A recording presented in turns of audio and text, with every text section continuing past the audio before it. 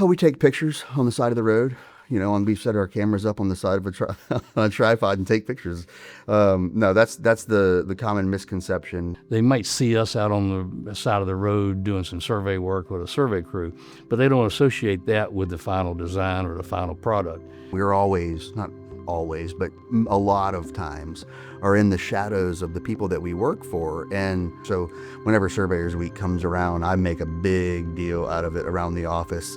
The reason that we're licensed professional land surveyors is to protect the public. We understand the measurement of things. We do the location of things. So it takes the two of those things to come together.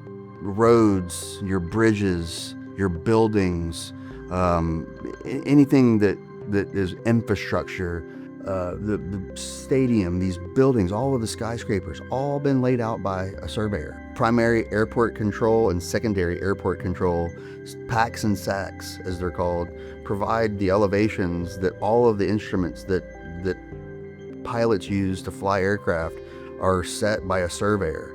Our projects that we design, whether it's a roadway, whether it's a building site, parking lot, storm drainage, we need to have the information about what is there now, what is the existing condition of the site that we're going to be working on. And we work with the surveyors here at Lowe, and they're the ones that are tasked to go out and collect that information so that we can design off of it. You go back to the 1800s, the founding fathers of our country were surveyors. So many times I tell clients and friends and family what I do and where I do it and how I do it. And they just look at me in amazement that you get to go to all those places and do all those things. Surveying is oftentimes a lot cooler than people give it credit. That got me into it was the outside draw. What kept me was that it was something new every day. The monotony wasn't there. Sometimes it's dangerous. Sometimes it can be cold, it can be hot, it can be just in a terrible environmental condition. They're out in 110-degree heat in South Louisiana marshes, fighting alligators, literally. We were doing things that saved communities, saved South Louisiana from flooding water, surveying the marshes of South Louisiana. We were surveying the levees, we were surveying the flood walls.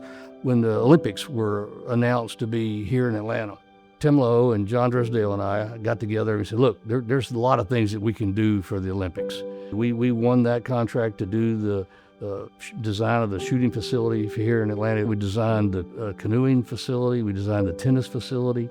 One of our architects at the time designed the Olympic Stadium, which later became Turner Field.